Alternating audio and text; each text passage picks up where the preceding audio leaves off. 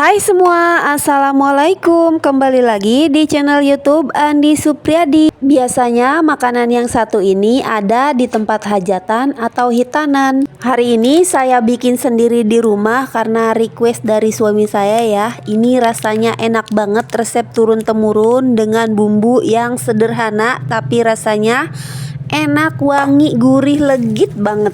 Di sini saya punya 1 liter beras ketan atau kalau ditimbang beratnya 850 gram.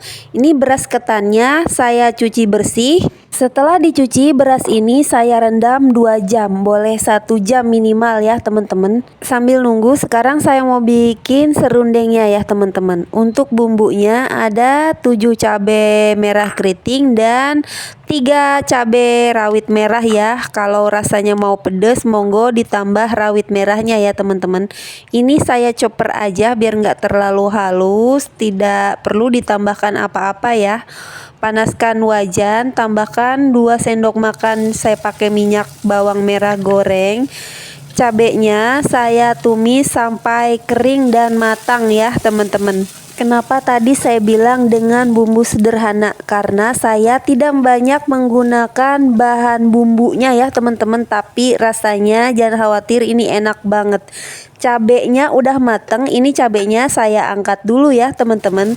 Di wadah yang sama langsung aja kita sangrai 1 butir kelapa parut. Ini kelapa yang sedang ya teman-teman, tidak terlalu tua, tidak terlalu muda juga ya, kulitnya juga dikupas. Nah, ini saya tambahkan 1 lembar daun pandan biar lebih wangi. Diaduk terus, gunakan api kecil ya teman-teman, biar nggak terlalu cepat gosong ya. Nah, kalau warnanya udah kuning dan hampir matang, cabenya saya masukin lagi ya teman-teman. Sekarang masukin seasoningnya, garam, kaldu bubuk, dan gula pasir ya teman-teman. Ini sambil dimasukin, sambil terus diaduk-aduk ya teman-teman, biar matangnya merata ya. Kenapa cabenya saya angkat dulu? Karena saya nggak mau cabenya gosong ya, karena saya tidak menggunakan air di sini ya. Untuk seasoningnya jangan lupa dicobain ya teman-teman, kamu sesuaikan dengan selera kamu ya. Karena gulanya menurut saya masih kurang, jadi saya tambahkan 1 sendok makan lagi. Jadi gula yang saya gunakan sebanyak 3 sendok makan. Nah, kalau udah mateng, ini daun pandannya saya ambilin. Ini kita angkat, tunggu sampai dingin atau hangat-hangat kuku. Setelah hangat-hangat kuku, ini kelapanya mau saya halusin ya, biar teksturnya lebih halus. Dan ada bumbu yang ditambahkan yang nggak boleh di skip, yang bikin rasanya jadi enak banget, wangi banget. Saya tambahkan 3 sendok makan bawang merah goreng. Ini kelapa serundengnya aman ya teman-teman kalau disimpan di kulkas, karena memasaknya tidak menggunakan air sama sekali ya. 6 bulan di freezer, 3 bulan di kulkas biasa di bagian bawah ya. Nah, ini udah saya blender semua ya teman-teman. Untuk penambahan bawang merah gorengnya tadi di pemblenderan pertama ya. Jadi ini wajib kita aduk-aduk dulu ya, biar semuanya merata ya teman-teman. Kalian bisa lihat sendiri, udah nggak kelihatan tekstur dari cabai merahnya.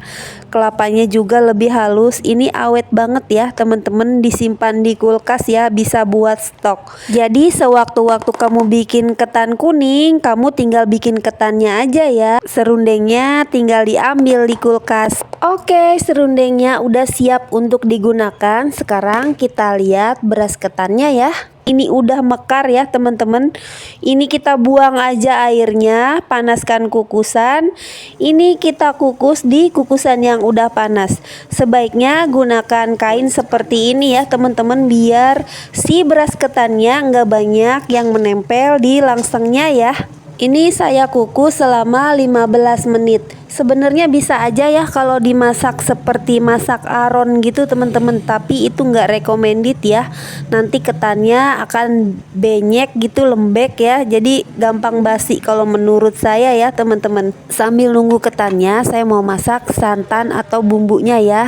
Masukkan santan sebanyak 250 ml, bubuk kunyit, jahe, dan 1 sendok makan garam. Kalau kamu suka boleh ditambahkan setengah sendok teh kaldu ayam bubuk ya teman-teman. Ini dimasak dengan api sedang sambil terus diaduk-aduk biar santannya nggak pecah. Kalau santannya udah mateng langsung diangkat.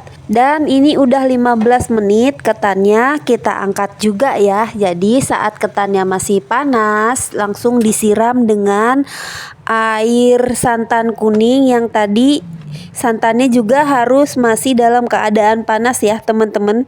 Nah langsung kita tuang sebagian aja dulu. Ini yang paling wajib ada, saya tambahkan kira-kira 3 sendok makan minyak bawang merah goreng. Nah karena ini andalan saya ya teman-teman, jadi serundengnya wangi bawang, di sininya juga di ketan kuningnya juga wangi bawang ya teman-teman. Jadi walaupun tanpa banyak bumbu ini rasanya udah enak banget teman-teman, ini wangi banget. Jadi si minyak bawang merah goreng ini kayak penyedap ya buat saya. Jadi setiap masakan itu menurut saya jadi lebih sedap kalau pakai minyak bawang merah goreng. Nah ini santannya saya pakai semua ya teman-teman. Ini kita tunggu kurang lebih selama 15 menit ya. Kalau udah 15 menit ini kita aduk-aduk dan kita hancur-hancurkan dulu. Kita pecah-pecahkan dan ini kita kukus kembali karena ini masih belum mateng ya teman-teman. Ini harus dimasak lagi ya setelah disiram dengan santan panas tadi.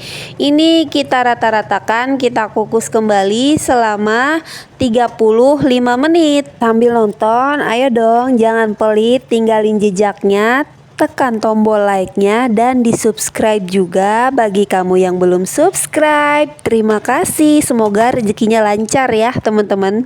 Oke, ini udah 35 menit, kita cek, ini kita pencet aja, udah nggak ada lagi butiran, ini berarti udah mateng, ini kita angkat aja ya.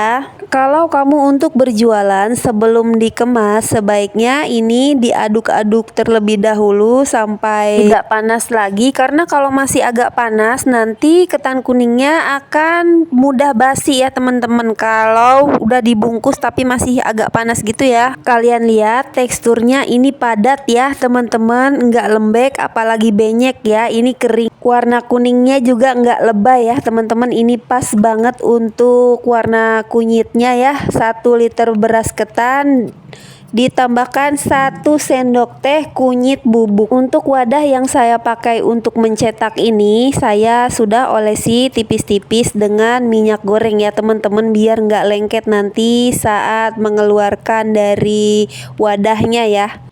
Nah ini saya korek-korek dulu pakai spatula sebelum dikeluarkan dari wadahnya.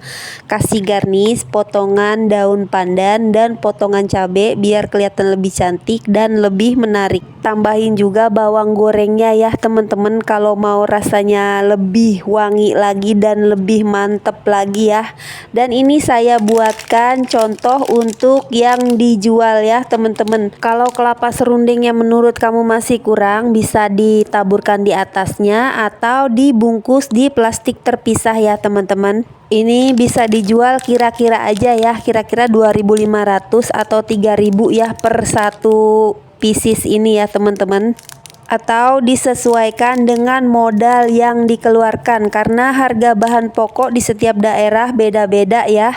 Ini rasanya beneran enak banget teman-teman, walaupun hanya menggunakan bawang merah dan cabai ya teman-teman untuk bumbunya. Ini enak banget, serundengnya wangi, rasanya gurih, sedikit manis, ada sedikit pedesnya juga. Ini juga untuk ketannya padat, gurih. Pokoknya ini enak banget, recommended banget kalau untuk berjualan. Karena masaknya mudah, bumbunya nggak banyak macam, tapi rasanya enak banget, legit, wangi, dan gurih. Oke teman-teman, semoga videonya bermanfaat. Terima kasih ya sudah menonton. Wassalamualaikum warahmatullahi wabarakatuh. See you on the next video.